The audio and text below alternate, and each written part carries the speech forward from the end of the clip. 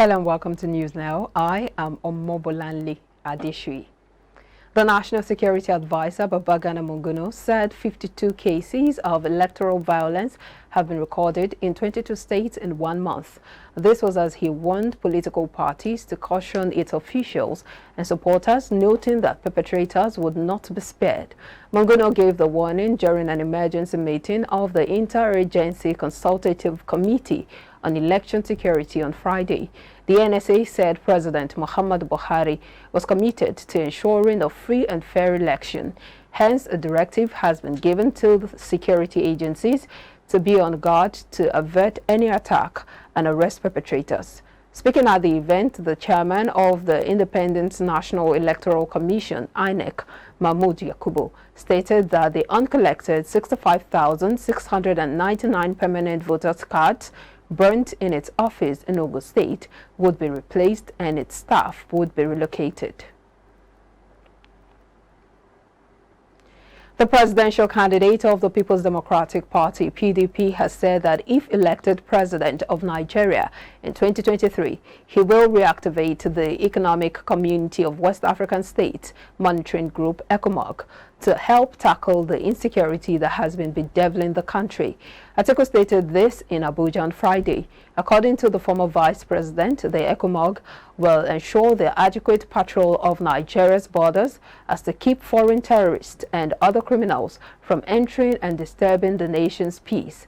The PDP presidential candidate also addressed the implementation of the document on the Niger Delta Ministry, saying the implementation process was defective. The Nigeria Immigration Service has warned Nigerians to be wary of what it termed the dire consequences of the smuggling of migrants, which the agency says could reach to severe abuse and exploitation. This and many more were the focus of a workshop held in Ibadan, the Oyo State capital, to broaden the knowledge and capacity of its personnel and other critical stakeholders, as well as members of the public. Speaking at the event, Comptroller of the Oyo State Command of the Immigration Service, Issa Dan Suleiman, decried the dangers inherent in irregular migration, while also lamenting the massive exodus of the nation's brightest minds out of the country in search of greener pastures. Collaboration with others, with agencies and the public. So let people know the other aspects and the menace of smuggling of migrants. So the hard time people know that it is becoming too much of people living outside the country without even know where they are going. And at the end, the result is negative. That we want to stop. Nigerians should be very careful, to be wary of lofty promises. I want to advise people to stay back and let us salvage the nation together. It will be better for us. That's my advice to Nigerians. We should do everything that we can do to increase perception among the people, so that people will understand what human trafficking entails, and of course smuggling of migrants. Not many people understands what the difference between these two, and of course the difference between smuggling of migrants, human trafficking, as well as immigration itself. The Federal Airports Authority of Nigeria on Friday reopened the domestic runway of Murtala Mohammed Airport in Lagos State for flight services. It was earlier reported that the runway was closed to enable the installation of navigational facilities. FAN had planned to install approach lights, runway lights, threshold and center edge lights, and others on the runway, which until the closure could only operate sunrise services. FAN said after the installation of the new aids, the runway would operate both sunrise and sunset flights, which would further ease the burden of operators.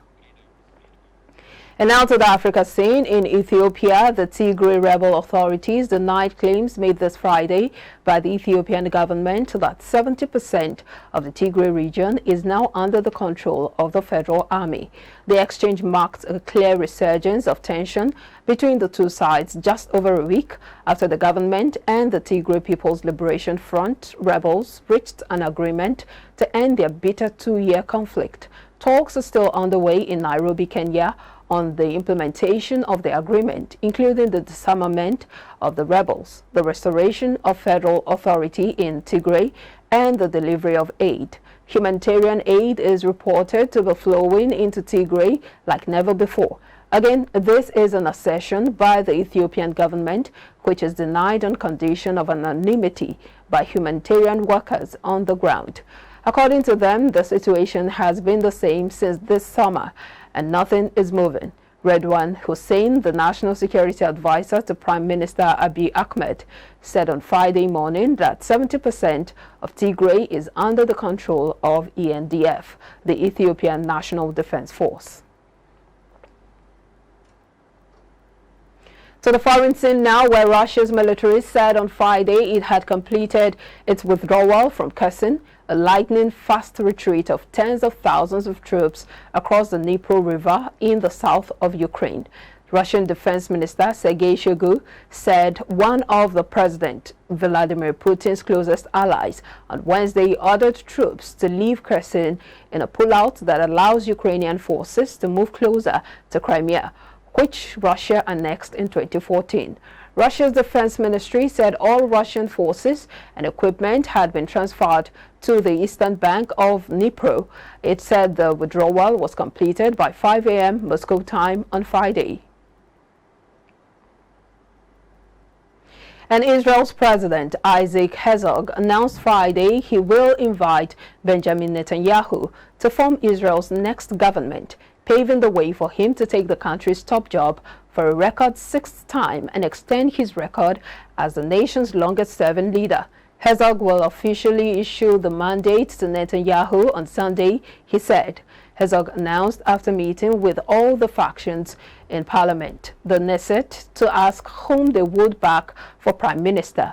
In a statement released by his office, he said, quote, "At the end of the round of consultations, 64 members of the Knesset recommended to the president, the chairman of the Likud faction, MK Benjamin Netanyahu." He added that 28 Knesset members recommended outgoing Prime Minister Yair Lapid.